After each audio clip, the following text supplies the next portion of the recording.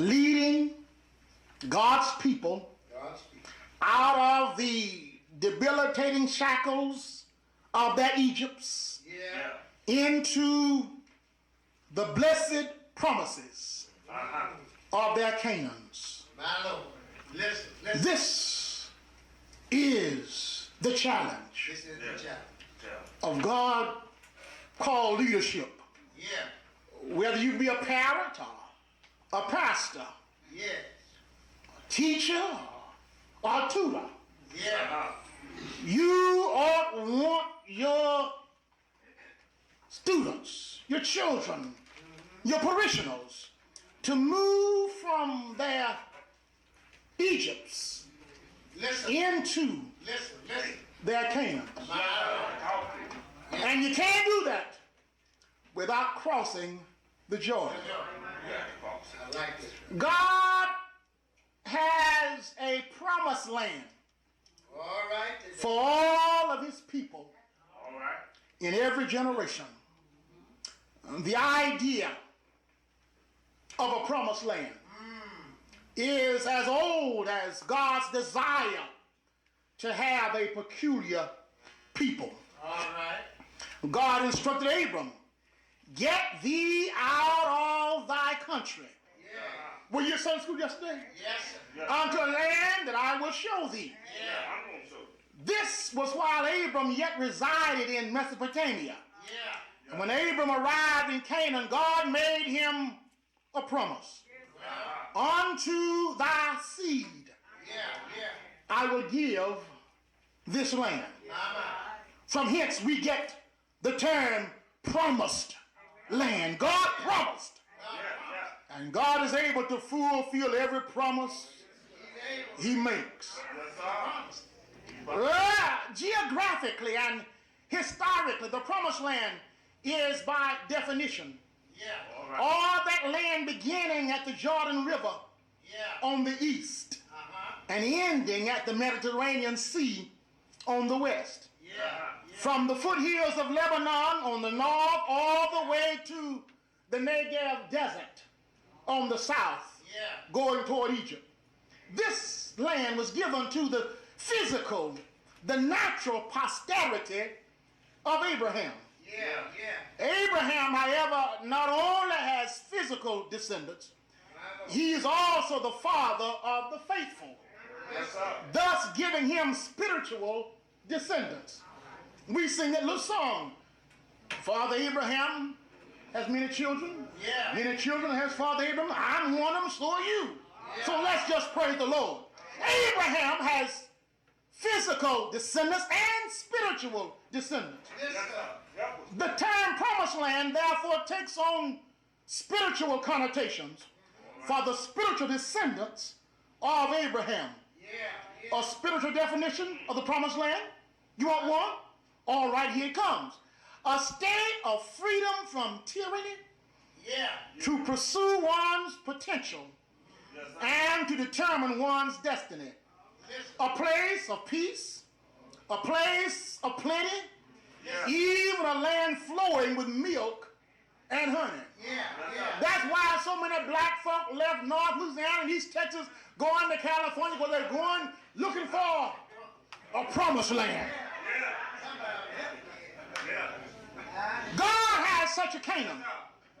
God has such a promised land Yeah. for his people in every generation.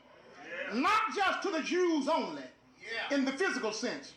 This is what Dr. Martin Luther King had reference to when he made that prophetical Mosaic declaration yonder in Memphis, Tennessee, shortly before his death. Yeah. When he said, I've been to the mountaintop. Yeah. I've looked over and I've seen the promised land.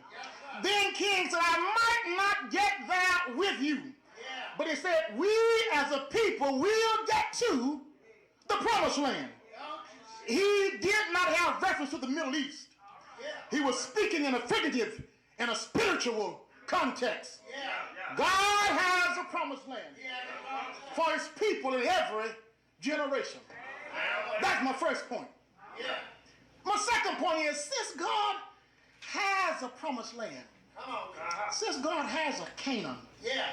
it would seem, well, just naturally so that his people would be eager and excited about reaching such a destination and arriving at such a place. Where you going? I'm going to Canaan, man. God got a Canaan for me. He promised me a Canaan. I'm going to my promised land. Just look like everybody that's a child of God ought to be excited about reaching their Canaan. But the record declares that some of God's people desire less than what God has for them. When we check the record, Pastor Roberts, we find startling facts to the contrary. That God has some people who don't want to go to the promised land. Look there at Numbers 32:5. That delegation comes to Moses. They represented the tribes of Reuben, Gad, and one half the tribe of Manasseh. And they said unto Moses, let this land on the east side be given unto thy servants for a possession. And bring us not over the Jordan. We know what the promise is, but we don't want to go to the promised land. We want to stay on the east side.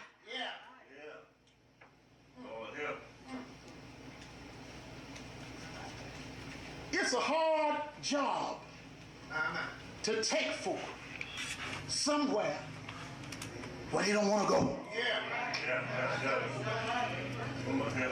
The late W.R. Gardner used to tell a story about a Boy Scout master who sent some little Boy Scouts out to do their good deed for the day. And they went out and stayed about an hour and so, and they came back. And their clothes were torn all up, faces scratched all up,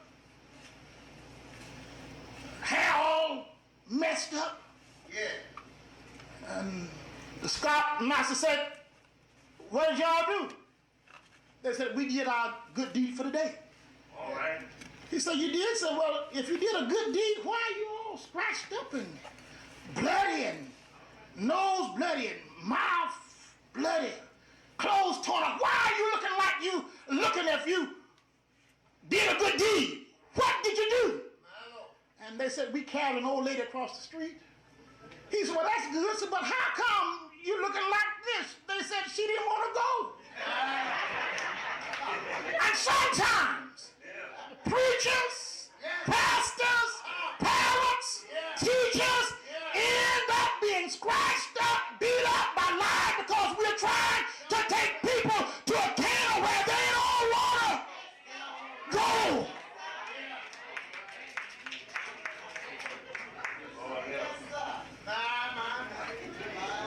Since we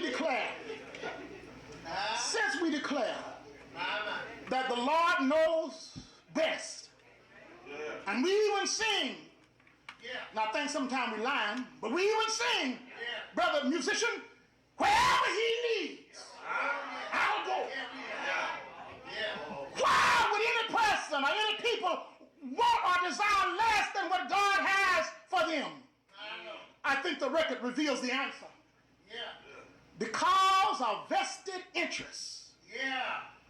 These Jews allowed themselves to become gripped by the attractiveness of the east side.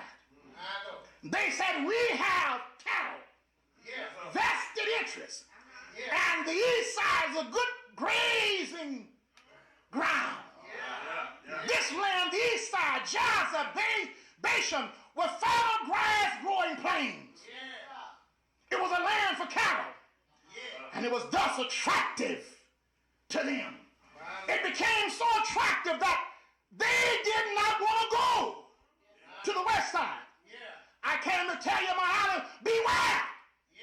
Sometimes a view of life limited to just the east side can deceive us into a state of complacency to believe that there are no superlatives in a promised land.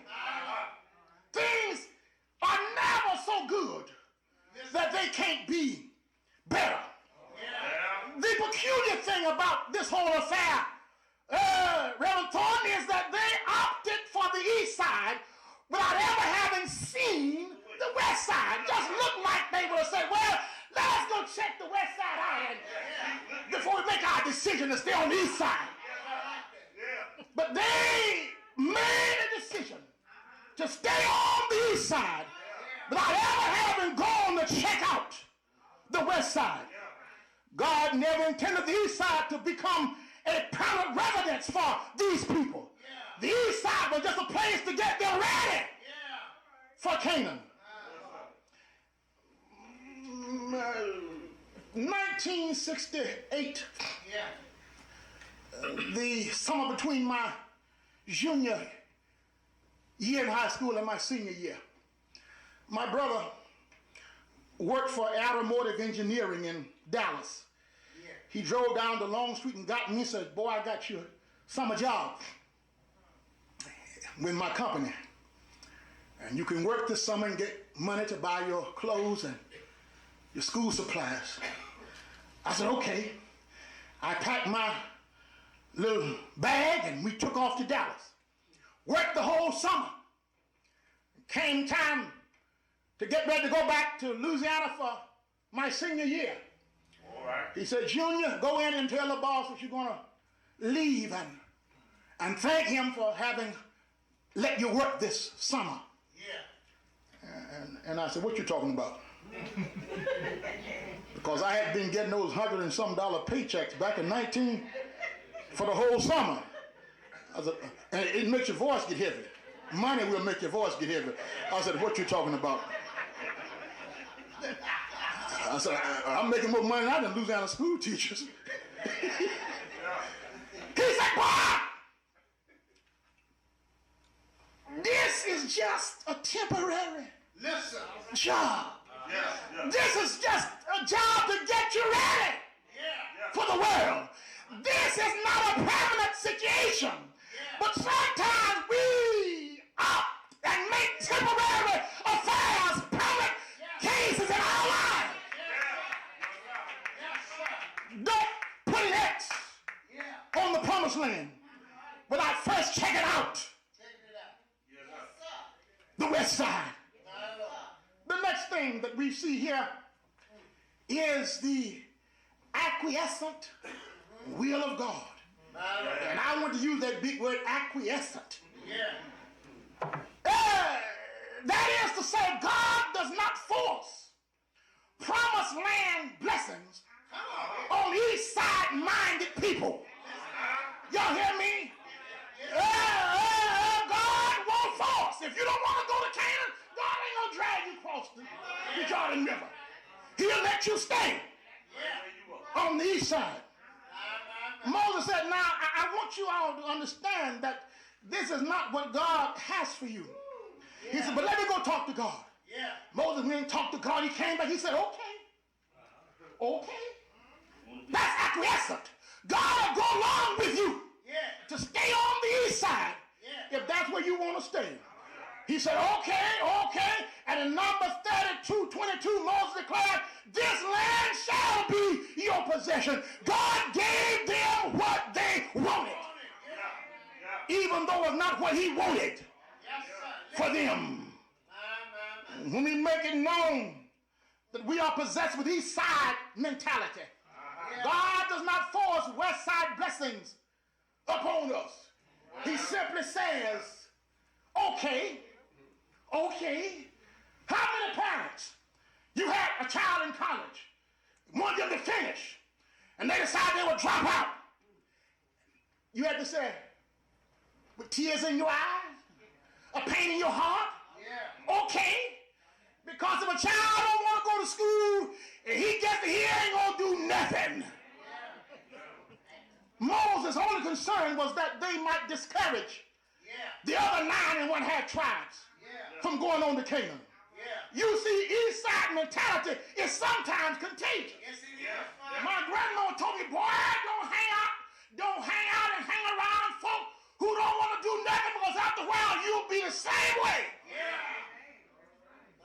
They said, mind your company. Mind the company you keep. If you hang around with sorry folk, that sorrows will rub off on you. East side mentality can be contagious. You don't think you better than nobody else? No. But sometimes our thinking is better than some other people. And you got to know the difference there. Yo, because you can't go no higher than your thoughts to help you. Moses' only concern was, he said, this thing might be catching. But when Moses saw that they were willing to make certain sacrifices and some concession relative to the west side, he said, okay, watch this, Mount Olive. They made west side, even promised land sacrifices for east side living. Let me say it again. They made west side and promised land sacrifices for east side living. Moses said, okay, you can stay over here, but you must go and fight with the rest of the nation on the west side until the promised land is subdued, until the promised land is conquered. Then you can come back over here and stay on the east side. If I've got to fight a promised land war, if I've got to make promised land sacrifices, if I've got to die like a promised land soldier, I might as well be a promised land citizen. If I've got to make promised land sacrifices, I might as well be a promised land citizen. Moses, even the Lord would have us to know that we pay promised land prices whether we live there or not. A friend of mine called me not long ago. She and I finished school together, distant cousin. She said, JT, I got 3 kids in college. She said, and he's eating my lunch. She said, paying books and room and board and tuition. She said, it's just too expensive to send children to school. She said, JT, education is too high. And I sat and I listened to her. Sister Robertson, I said, yeah, baby, it is high. I said, but if you think education is high, try ignorance. If you think education is too high, try ignorance. Because when you pay for books and tuition and fees and room and board, after a while you'll be through. But when you pay the tuition on ignorance, you never get through paying for it. You pay for a lifetime. Y'all don't hear me. Y'all don't hear me. As a race of people, in so many instances, we are paying west side prices for east side living. There are forces that work in America to hamper and hinder our fullest participation in the American dream, even our promised land. Some of these hindering forces are external, and some are internal. Some of these forces other folk impose on us, and some of them we do to ourselves. I remember when I let you go, when I was in seminary, I was the only black person on the campus. This school was so white, it didn't even have black janitors. No black cooks. I was the only black there. Among 100 and some students, I was the only black there. And every time we would be in class and some issue relative to black folk came up, I'll be asked to speak for all black folk. JT, what do you people think about that? And I said, no, I can't speak for all black folk. I can only speak for myself. So one day, My senior year, we had a class in pastoral theology. And the president of the school taught that class. And we were talking about preachers and their participation in politics. And there were about 30 of us in the class. And they were saying that they didn't think preachers ought to participate. Or be civically active and engaged in politics. I sat there, so I'm not going to say anything. And I said, I'm going to hold my peace, I'm not going to say anything. After a while, they said, but JT, how do you all feel about that? I said, well, Dr. Duggar, traditionally, the black preacher has always been the only man in town that the white establishment could not fire. Because we were the only man that was employed totally by black people. I said, so we've been forced to take the leadership in civic and political affairs. I said, and far as my thinking, I think anything that affects my flock, I'll be involved in it. Long about now, he turned red. And he said, what do you people want anyway?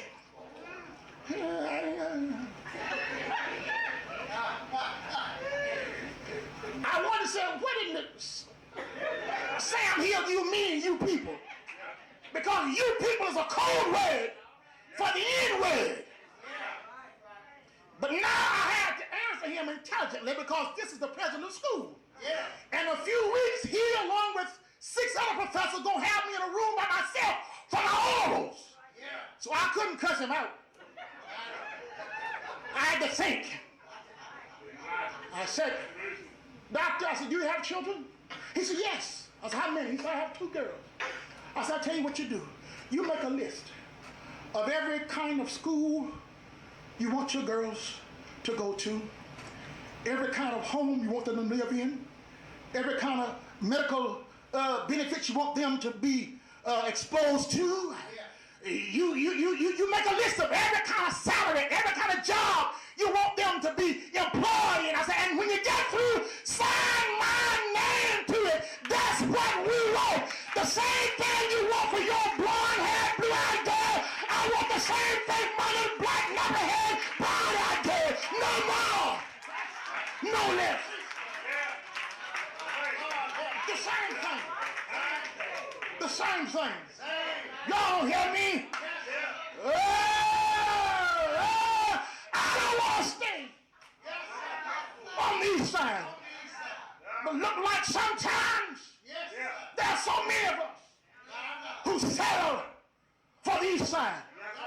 Every time I see a young black man standing in a street, holding a conversation, and I got to sit there 4 or 5 minutes until he decides he want to finish his conversation. It tells me we are still living on these sides. Every time I see a boom box pass by my house and the volume jars the windows in the panes on my house, it tells me we are still living on these sides. Every time I see a teenager black boy bragging about being a daddy, but he ain't married, it tells me we are still living on these sides. Every time I see a young teenage girl become a mother while she's still a child, it tells me we are still living on these sides. Every time I hear young black men disrespect womanhood, it tells me we are still living on these sides.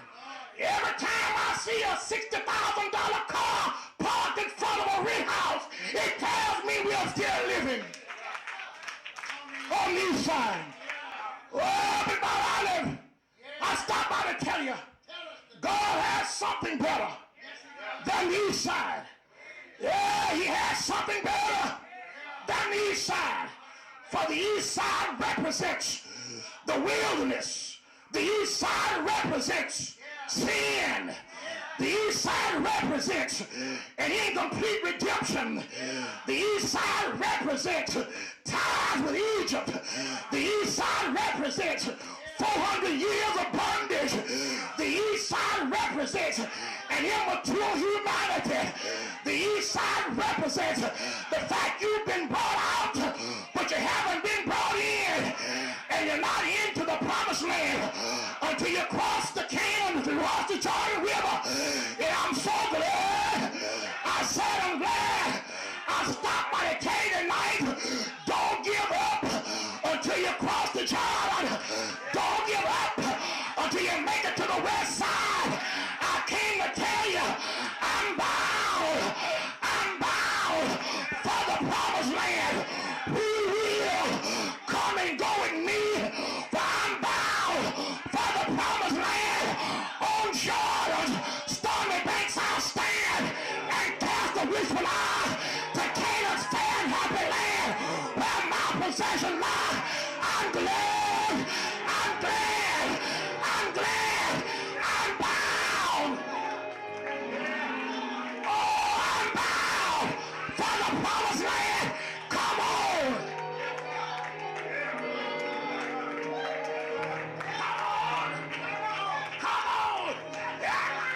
Come on, and go with me.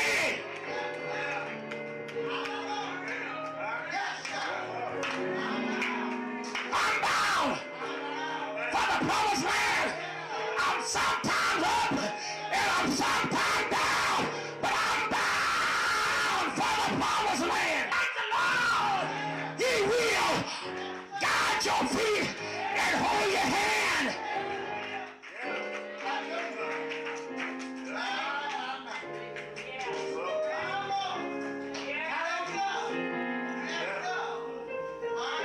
Who will? Are you on your way? Yes, sir. The promised land? Yes, sir.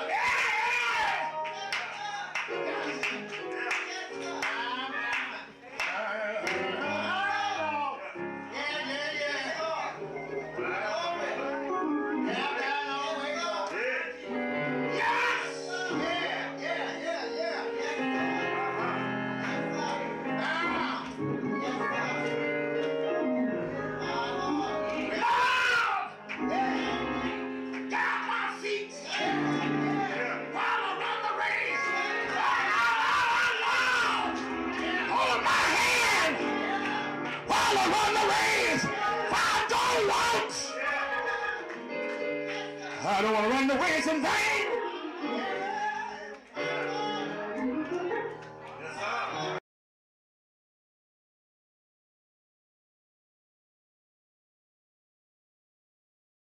I've always been impressed with the linguistic methods of Jesus. Yes, my Lord. All right. Particularly how he uses his verbiage in handling critical and sensitive situations. My Lord. I've always been impressed with Jesus's choice of words. Oh, yeah. How his phrases are carefully crafted and carefully structured. All right, Reverend. I've always been impressed with the suggestiveness of his oratory. Yes, sir. Yes, sir. I've always been impressed with Jesus' subtle use of nuance in giving slight and delicate shades of color Yeah. and tone to the thought that he intends to convey. Yeah. All right. Yeah. Can't you hear him in Luke 13:32 when he calls Herod that fox? My Lord. That's nuance. Yes. He intends to convey that Herod is crafty and sly. I've always been impressed with Jesus' choice of words. Yes, yes. William Shakespeare raises a question. He says, All right. what's in a name? All right. That which we call a rose, he says, by any other name would smell as sweet. Yeah. Johann Zimmermann, the Swiss physicist, says that with the vulgar and with the learned, All right. names have great weight. Yes, yes, sir. What's in a name? Sister Jackson, how many schoolyard fights have been provoked because someone called another Listen. out of his name? I was talking with a church sister not long ago, and somebody had said something about her that she didn't like, and she said, I'm going to teach her to keep my name out of her mouth.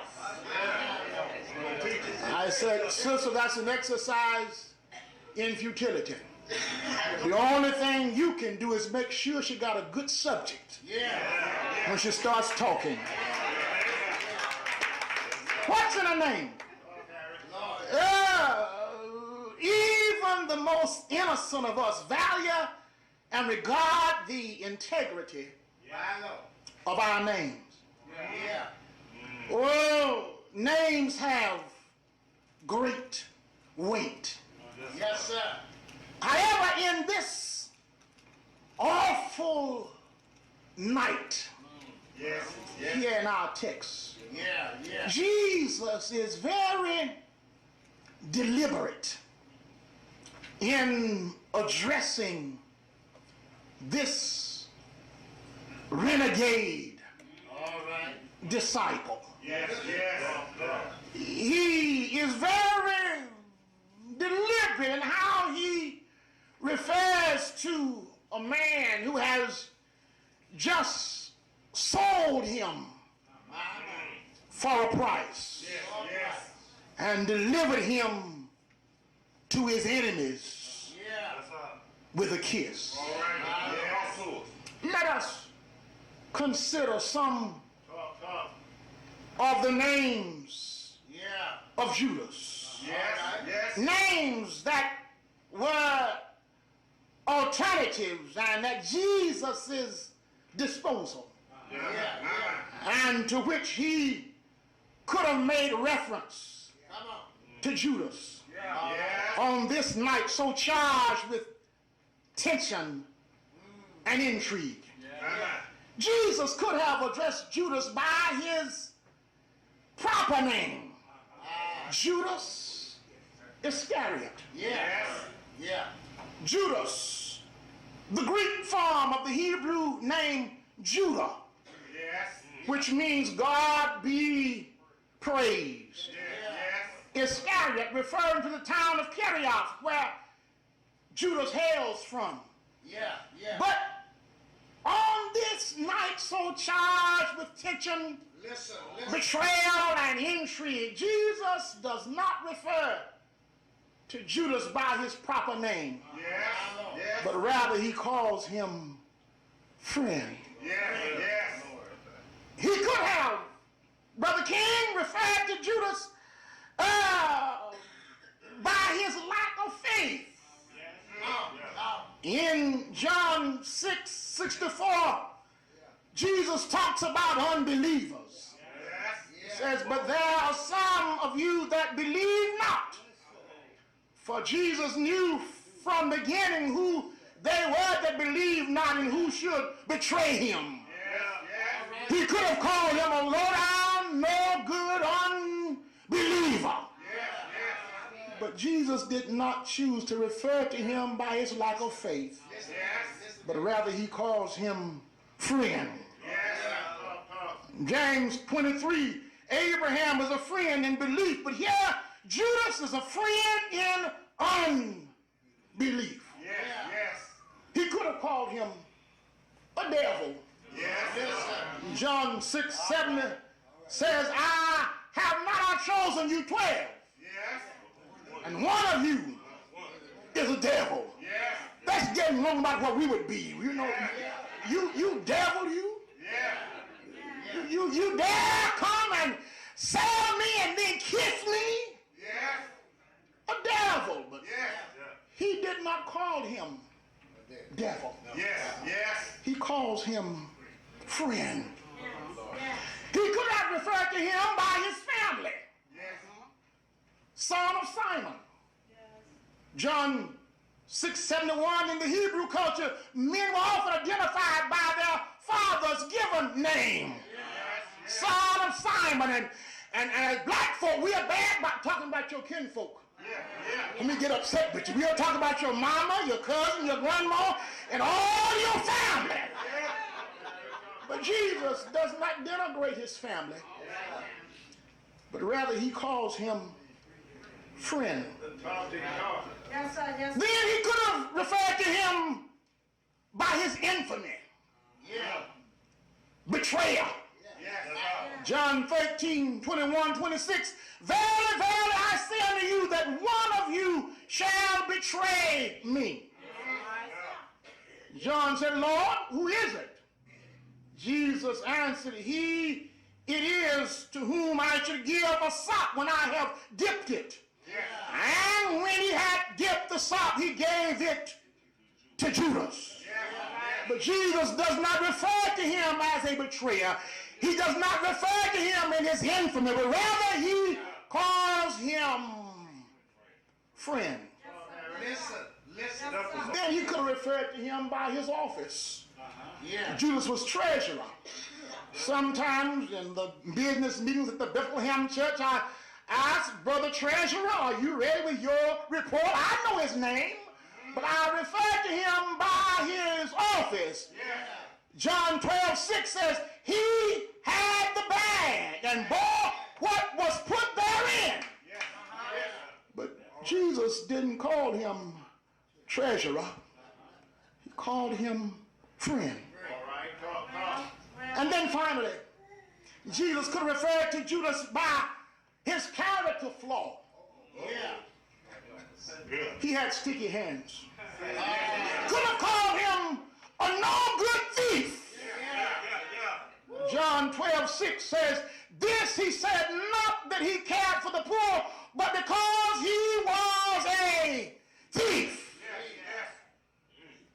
However, in this most critical and crucial moment, with all of these descriptive nouns at his command, Jesus' preference of noun in referring to Judas is friend.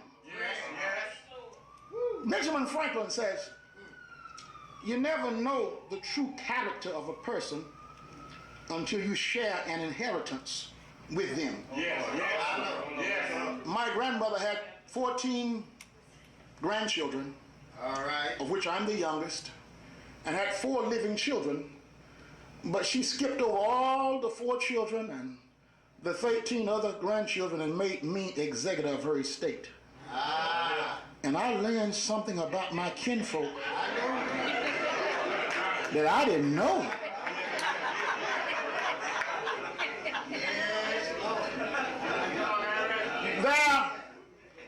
There is a big grandfather clock that my great-grandmother had, was still in our family. And an aunt in Houston wanted it, and the aunt in Longstreet wanted it. The aunt in Longstreet is a Baptist preacher's wife, and the aunt in Houston is the mother in a large Church of God in Christ.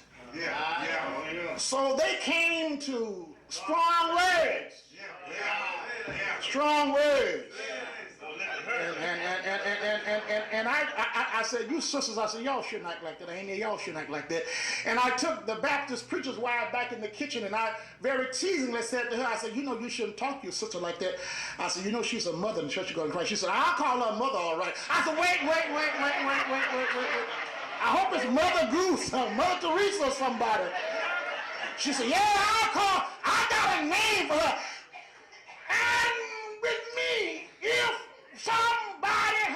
betrayed me, sold me for 30 pieces of silver, I could have thought of another name. I could have called him all of hand friend. No doubt you could have too. Thought of another name.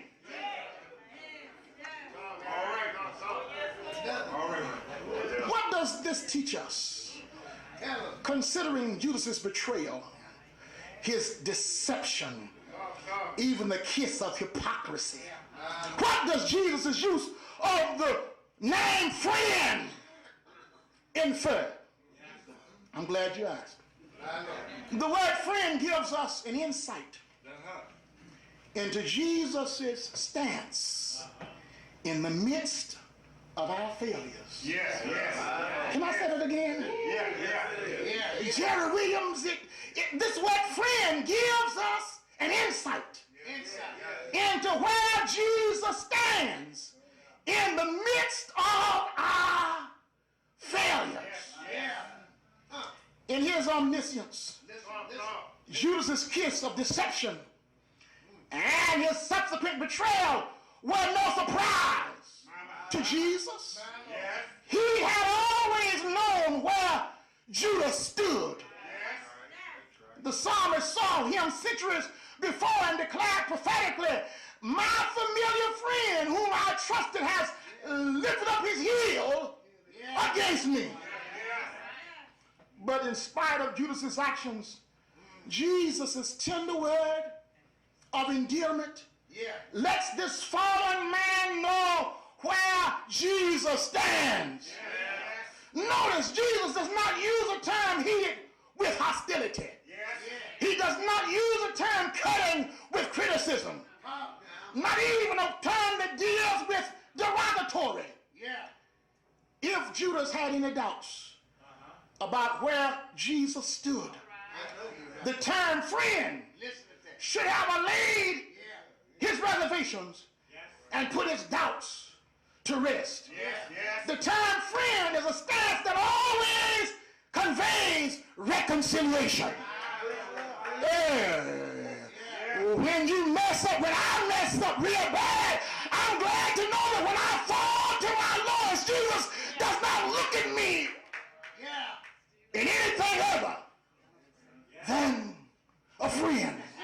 You know, most folk who backslide, if they just knew this, there would be no backsliders. Because no matter how far you backslide, Jesus yet looks at you as friend. Then secondly, the term friend is suggestive of personal intimacy. Some folk are close to us because we have no choice. All right. No doubt we have some kinfolk that we would give away if we could. But we have no choice in who our kinfolk are. Nature determines that. But we choose our friends. Judas was Jesus' friend by choice. Y'all don't hear me. He was his friend by choice. Listen to Jesus in John 15:15. Henceforth I call you not servants. For the servant knoweth not what his Lord doeth, but I have called you friends. For all things that I have heard of my Father, I have made known unto you. You have not chosen me, Jesus says, but I have chosen you. In spite of Judas's dastardly deeds, Jesus uses the word friend to suggest that a personal intimacy is still available to Judas. You see, we have nothing to do with others think of us. But we have everything to do with what we think of them. Jesus calls Judas friend. Ever so often, they let me back over in Louisiana to preach. I've been in Texas 36 years now, and you got some folk who think that I was born and raised in Texas. Well, they let me back in Louisiana every now and then. And if I'm in Gloucester or Mansfield or Shreveport, Logansport, my 6th, 7th, and 8th grade music teacher, voice teacher, shows up. Her name is Eola Pennywell Ladden. And she's a tall woman and with good size, and she'll stand up. She said, I taught that boy everything he knows. And she'll come and hug me. And she'll say, JT, I love you and you can't do a thing about it. Y'all don't hear me. When Jesus looks at Judas and calls him friend, he in essence says, I love you. And you can't do a thing about it. Not even betrayal can change that.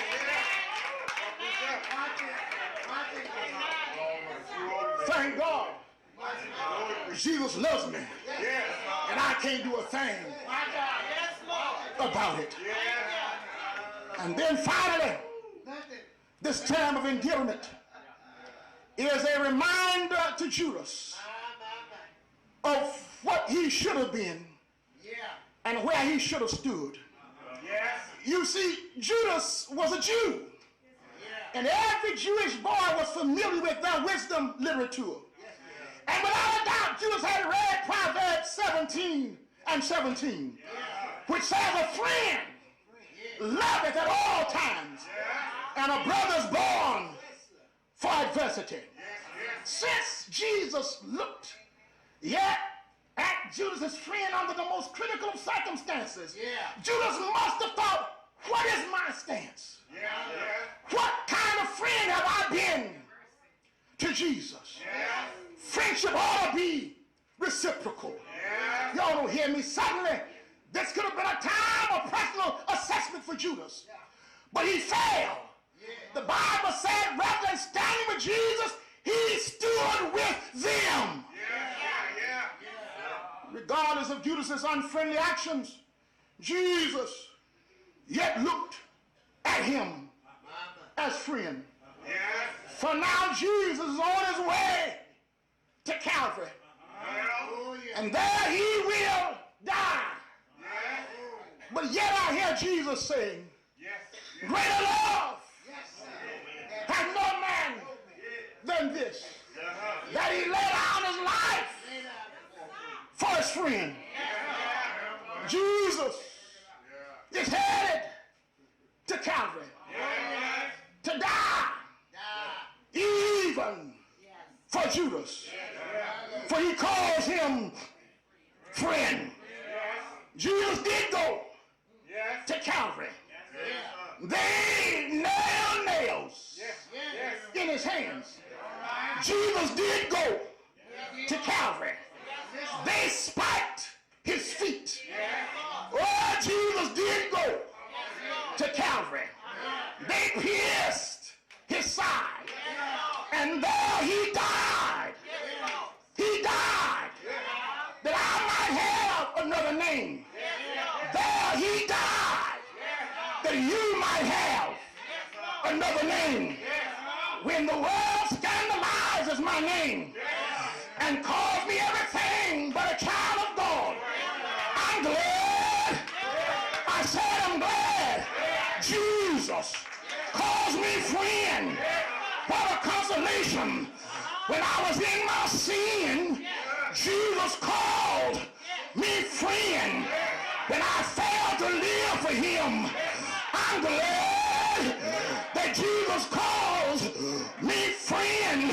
Since Judas has another name, since I have another name, since you have another name, we need to tell those who are trapped in the clutches of sin that no matter what the world might call you, be it prostitute, you got another name.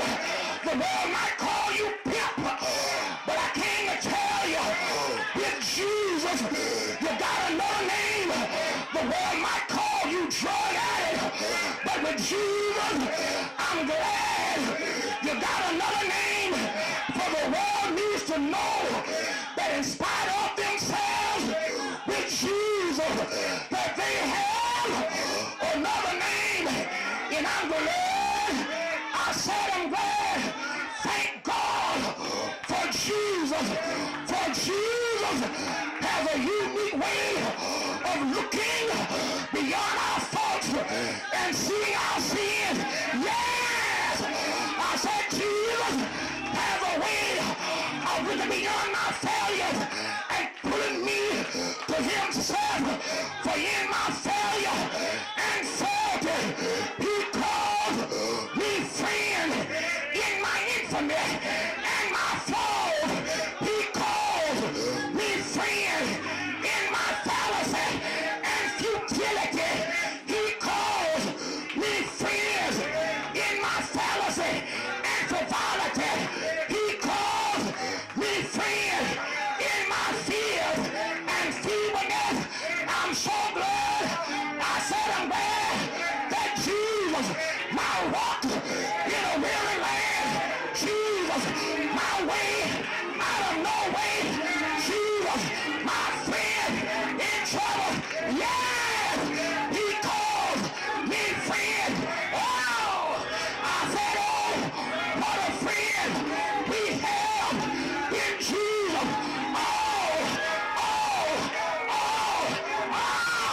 Our sins and grief to bear. I'm so glad.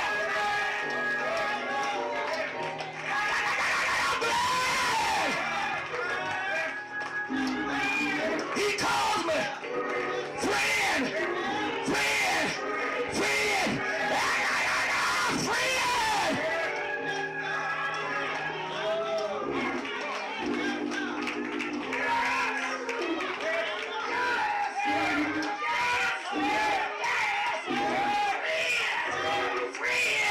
Friend!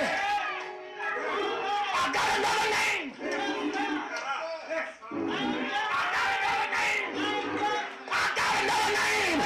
That name is friend. When I get to him, I don't care whether or not he called me JT. Just call me friend.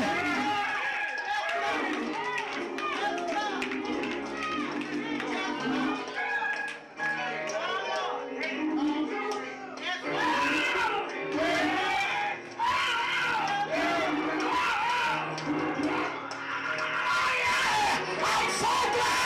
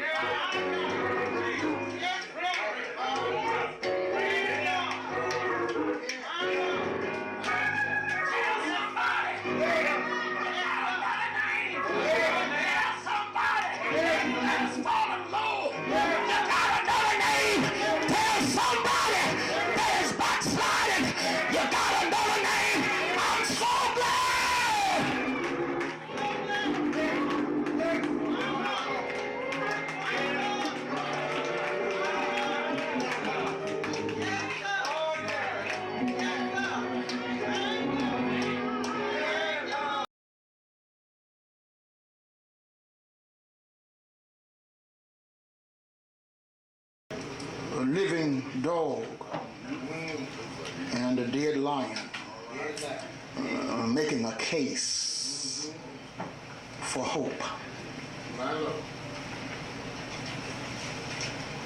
Solomon is the writer of our lesson.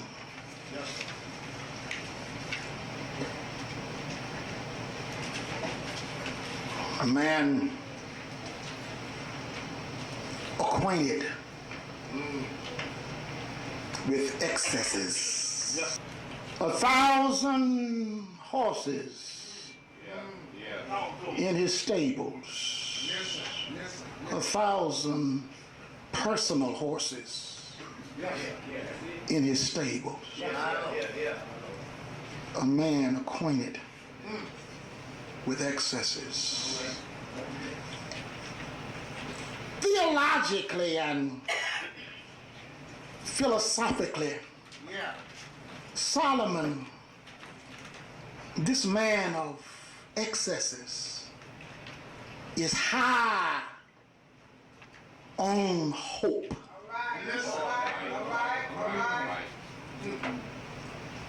And I suppose it should be so. For when you have taken a critical assessment of life and have come to the very frustrating conclusion that all is vanity. What else is there left in life to keep you balanced? What else is there left in life to keep you buoyant except hope? When you have tasted of all the excesses of life and you have come to the conclusion that all is vanity,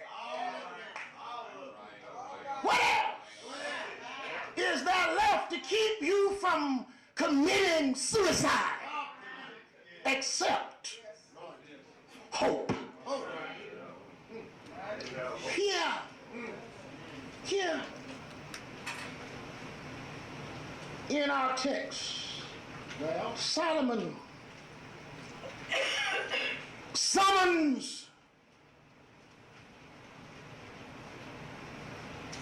a living dog and juxtapose him beside a dead lion to make a case for hope.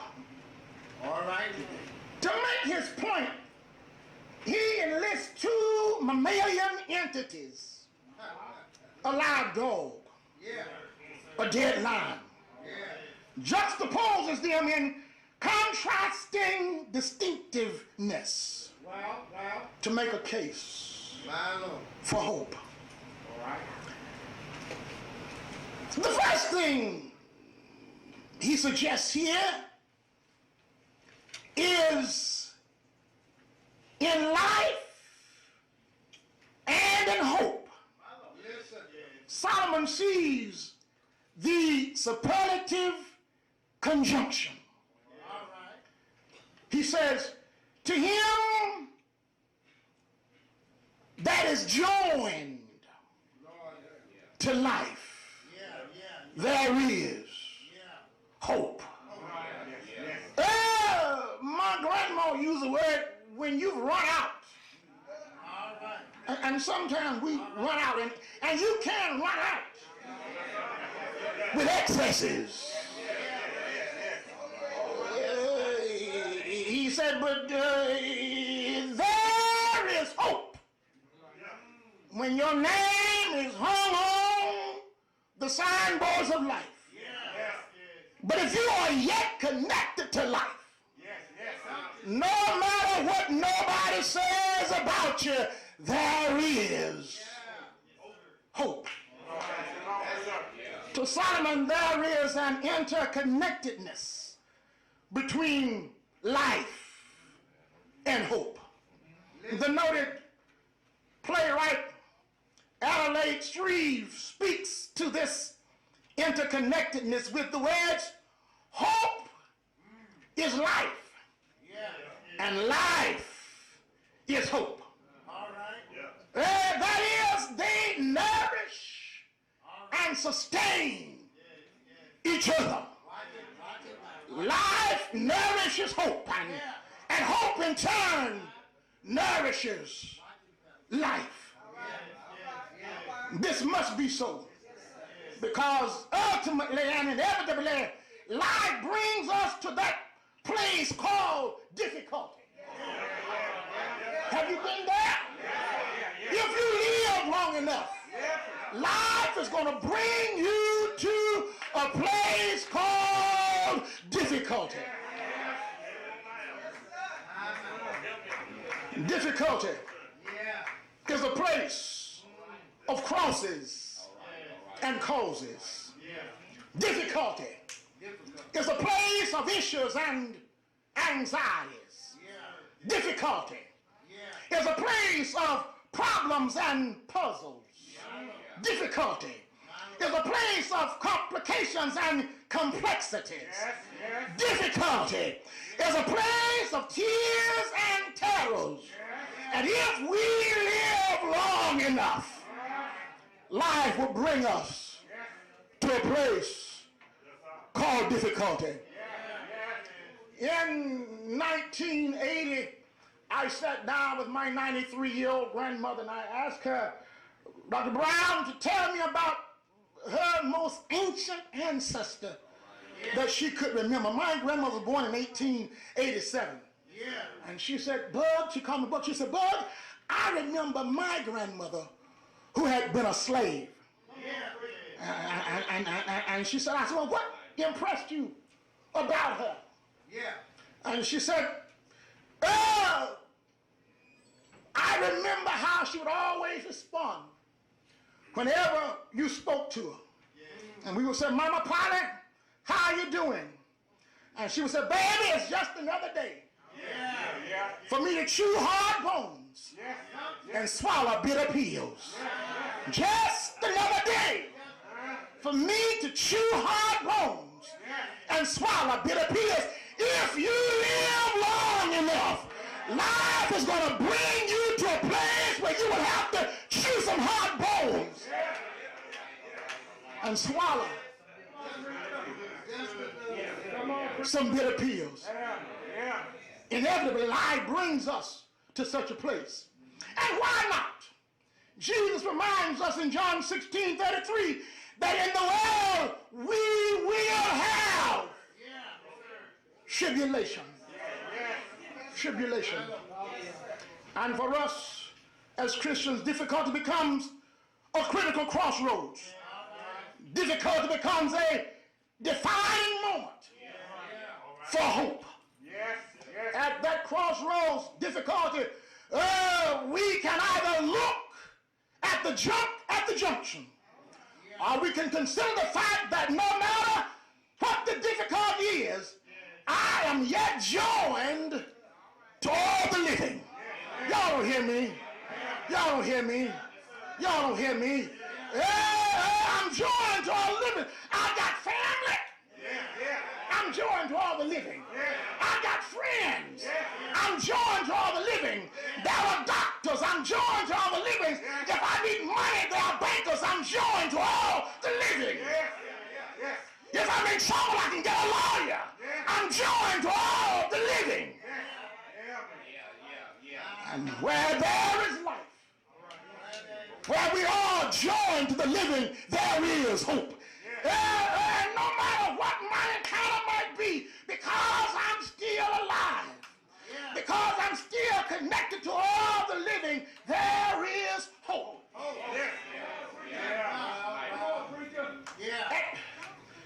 At Wiley College, Dr. Maggie Daniels gave me extra work. She said, JT, I want to make you a polished preacher. And I don't know what that is. She said, but I want to make you a polished preacher.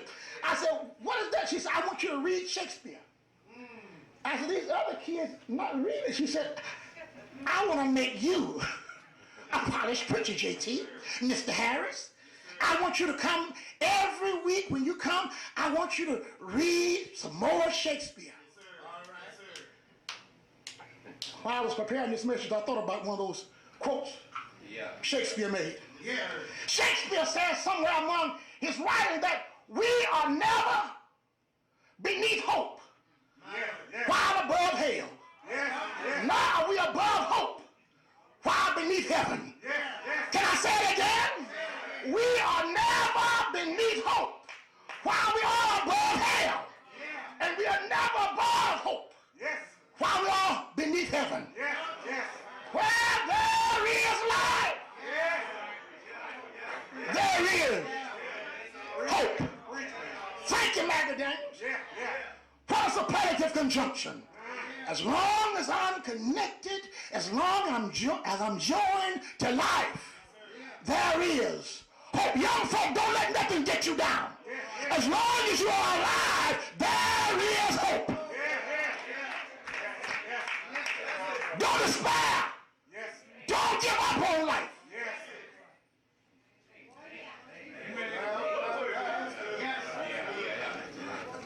I've just come through 2 bouts with cancer. Follicular thyroid cancer, and then non-Hodgkin lymphoma. They cut me from here down to here, took out 2 feet of my intestines. A preacher told me, Reverend Robert, J.T., you full of stuff. I said, not as much as I used to be.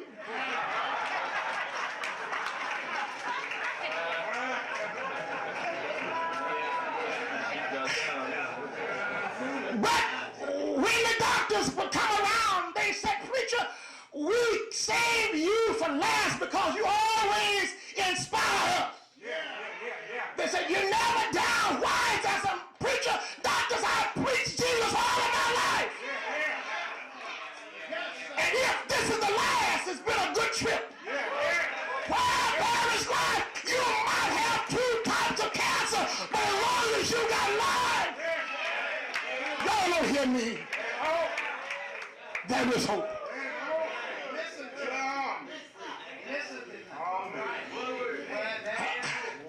Lest I be too long. Secondly, if I can fathom, if I can comprehend the significance of my being connected, being joined to all life, hope then becomes my rationale for resistance. Hope becomes my rationale. Someone has defined hope as man's cause for existence. And where there is no hope, there can be no endeavor. Where there is no hope, there can be no pushing forward. Hope is man's reason for rising in the morning. Hope is man's reason for staying in the struggle. Hope is my reason for not abdicating to difficulty. Hope is my reason for not giving up on life. Hope is my rationale for resistance. If we can hang on to hope, if we can maintain a rationale for resistance, it will cause our difficulties to run in retreat. Yeah. The Bible says in James 4:7, resist the devil, and he will flee from you. Hope. If you got hope, you can put your troubles on the run. I grew up down at Keachai, Louisiana, Long Street, Logan Sport, and we lived neighbor with some people who had some bad biting dogs. I was the youngest of 5 children. And the 3 children ahead of me, one 5 years older, one 8 years older. We would go to see our grandmother. But to go see grandma, we had to pass that man that had all those biting dogs. And my brother and sister would run off and leave me. And leave me back there to fend, pot off those dogs.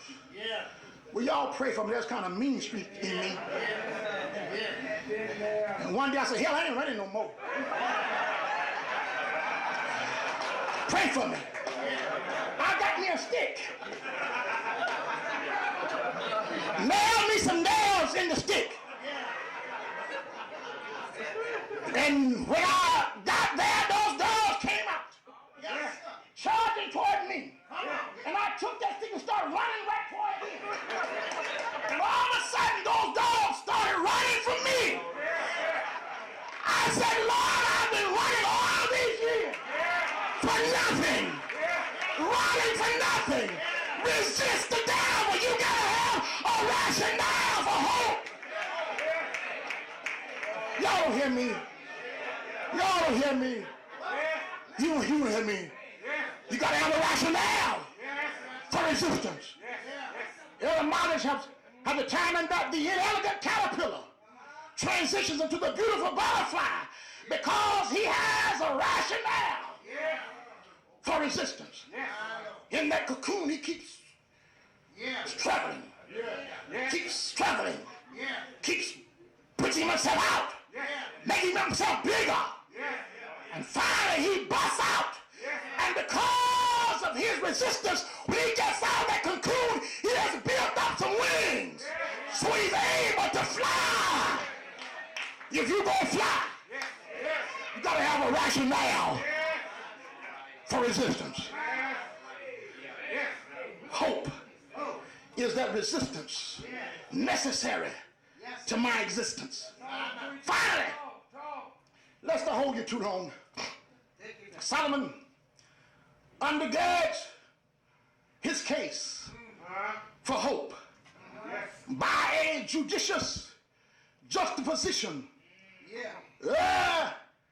in a stunning contrast. Solomon sets a live dog beside a dead lion to make a case for hope and life. Oh, what a gripping contrast. Live dog and a dead lion. The dog is often used to dramatize and denigrate life's most demeaning moments and life's most demeaning men. If somebody calls you a low-down dog, they are not complimenting you. Well, they mean that you have a lack of moral integrity. If you're being dogged, it means that you're being treated poorly. If they say you're like a junkyard dog, they mean that you're mean and hateful. If you're in the doghouse, you're in somebody's disfavor. And if you talk about puppy love, you talk about a love that is juvenile and insincere. And I found out, Sister Jackson, that doggone means damn. I look it up, so some of y'all been cussing. I'll be doggone if that's what you've been cussing. The dog is used to dramatize and denigrate life's most demeaning men and moments. The dog and all that language that pertains to him is so often used to accentuate the idea that for a minute the dog is the epitome of the ignoble and the derogatory. On the other hand, the lion has been crowned with excellence. He is the king of beasts. The lion is the lord of the jungle. The lion is regal in his carriage. The lion is majestic in his manner. The lion is royal in his rule. However, all of these high-sounding accolades account for nothing because the lion is dead. Y'all don't hear me. Y'all don't hear me. King, but dead. Regal, but dead. Majestic, but dead. Royal, but dead. Death has ended his reign. And any hope that might have accompanied life. On the other hand, yonder Sister Lowly Dog, yonder Sister Dog, talked about, but alive. Yonder Sister Dog, demeaned, degraded, denigrated, stigmatized, and ignoble. All of the above might be true, but the dog is better off than the lion because he is alive. And although he might be denigrated, he's better off. He might be a creature of ignobility, but he's better off because he is alive. And because he is alive, he triumphs over a lion. Lion can't roar no more. But the dog, because he is alive, can still bark. Are you going to play with me? Where there is life, there is hope. Well, I said, well, you might be labeled with the Lord, but because there is life, there is hope. You might be demeaned and degraded, but where there is life, there is hope. You might be the epitome of the ignoble, but where there is life, there is hope. You might be categorized with the infamous, but where there is life, there is hope. I'm glad. I said glad. Don't give up on life. Hallelujah. You might be low, degraded, and ignoble, but I came to tell you, don't give up on life, because you are alive. There is hope for a better you and a better tomorrow. And Lord, if you have life, hold on to your hope. Yes, for hope is the woke man's dream. Hope is the poor man's most prized possession. Hope is the captive's freedom. Hope is the sick man's health. Hope is the loser's victory. Hope is the tempted man's triumph. Hope is the beggar's wealth. While I live, I have hope. And because I am a child of God, I have a living hope. And when I should die in death, when I breathe my last breath, I'll still have hope. Yes, I will. I came to tell you, my hope is built on nothing less than Jesus. Jesus, till the blood and righteousness. I dare not trust the sweetest frame, but holy, holy, holy. Just leave on Jesus' name, on Christ. Christ, the solid rock I stand, all on the ground. All on the ground.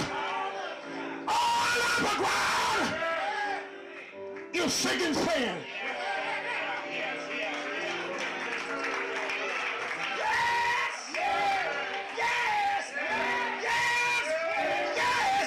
I'm so glad.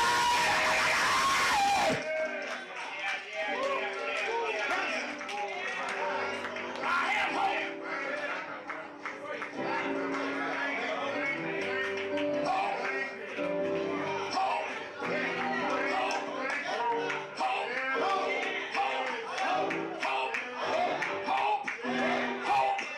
My way out of nowhere. My bridge over troubled waters hope. My sight when I get blind hope. I'm so glad.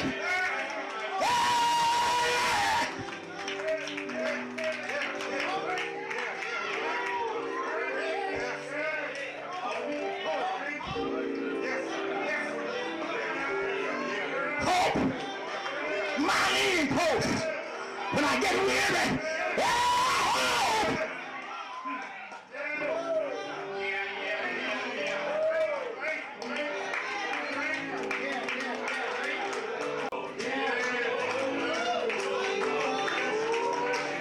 I won't leave it alone.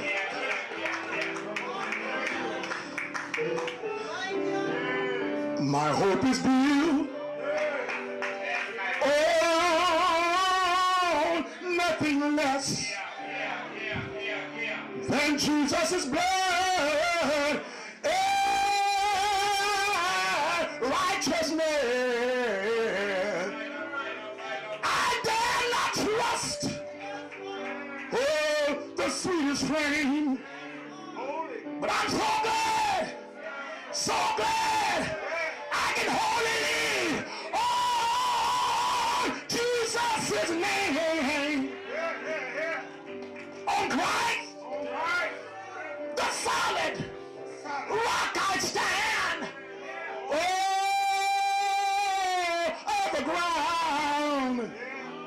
is sinking sand. Yes, all on the ground is sinking. Oh, sinking sand.